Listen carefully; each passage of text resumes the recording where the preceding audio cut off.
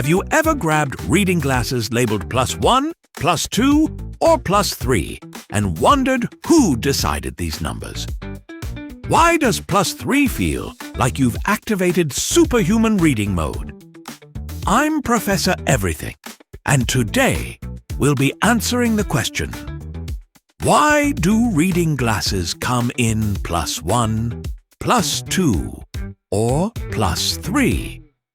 Right here on Explaining Everything.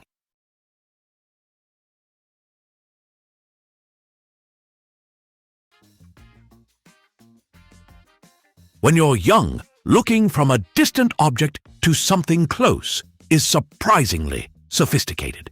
Inside your eye is a flexible, natural lens.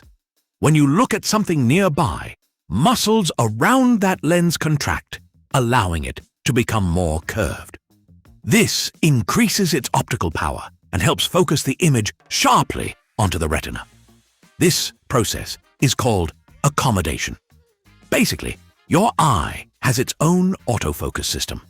And unlike your phone camera, it doesn't need a software update. But as you age, the natural lens gradually becomes stiffer and less flexible.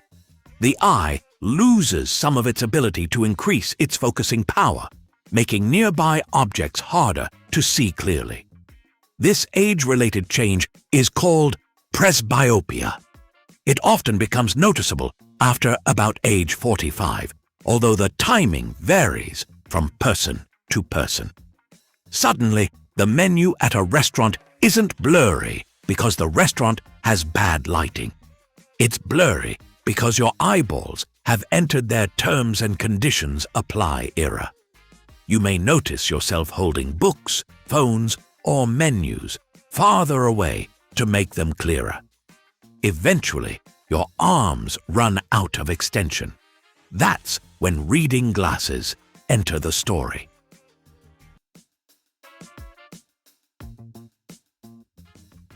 So, what does +1 actually mean? It refers to the lens's optical power, measured in diopters. A plus lens adds converging power to incoming light. For reading glasses, this extra power helps compensate for some of the focusing ability your eyes can no longer provide comfortably. That's why reading glasses have plus numbers. +1 is a relatively mild amount of added power. +2 provides twice that optical power. And +3 provides even more. But here's an important detail. These numbers aren't simply an age scale. A +3 lens does not mean, congratulations, you have officially unlocked level 3 of being old. It means the lens has a greater optical power than +2 or +1. The relationship between diopters and focal distance is mathematical. A +1 diopter lens has a focal length of about 1 meter, while +2 corresponds to about half a meter and +3 to roughly 1/3 of a meter. That gives us a clue about why stronger reading glasses behave differently. The more plus power you add, the closer the lens's optical focal distance becomes, which brings us to the wonderfully nerdy part.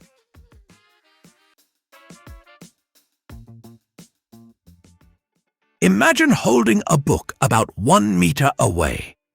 That's relatively far for a reading distance. Now, bring it closer. At around half a meter, your eyes need to handle a greater focusing demand. Bring it even closer, and the demand increases further.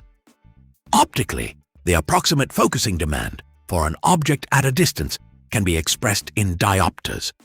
At 1 meter, that's about 1 diopter.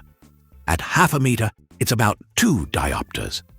At roughly 33 centimeters, it's about 3 diopters. So those familiar numbers aren't random labels pulled from a hat. They're connected to the amount of optical power needed for different near distances. But don't make the mistake of thinking that a +3 pair automatically means you should hold your book 33 centimeters from your nose. Real eyes aren't simple camera lenses. Your natural accommodation, your distance prescription, the size of the pupil, and the exact task you're doing all affect what power feels comfortable. That's why a stronger lens isn't automatically better. If you use more plus power than you need, the image may feel distorted or uncomfortable, and your comfortable working distance may become too short. Basically, stronger isn't the same thing as smarter.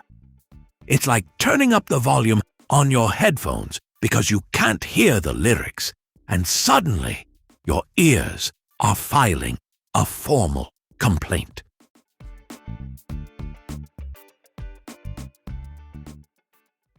Here's the part that explains why reading glasses don't come in just one universal strength.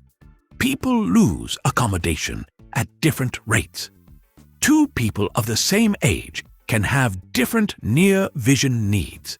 Someone might be perfectly comfortable with +1, while another person may need considerably more assistance. And there's another complication. Some people already have a prescription for distance vision. For those individuals, the required near correction isn't necessarily the same as simply putting a pair of generic reading glasses over their eyes.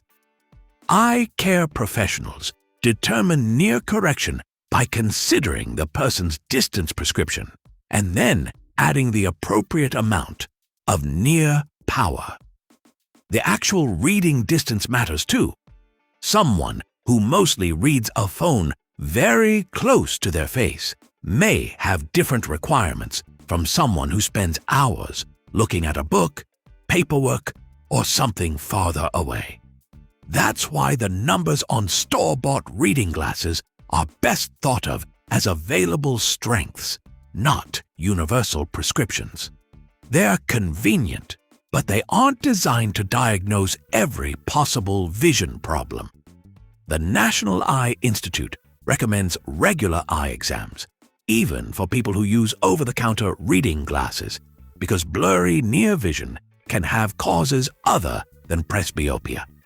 So if +1 makes everything beautifully sharp, congratulations. If +3 makes your book look like it's trying to attack your face, perhaps your eyeballs are asking for professional assistance. So why do reading glasses come in +1, +2, and +3? Because they provide different amounts of optical power to help compensate for the reduced focusing ability that comes with presbyopia. The numbers are based on real optical principles, not arbitrary difficulty levels. Your eyes may be losing some autofocus ability, but fortunately, a little piece of curved plastic can step in and say, "Don't worry, I got this."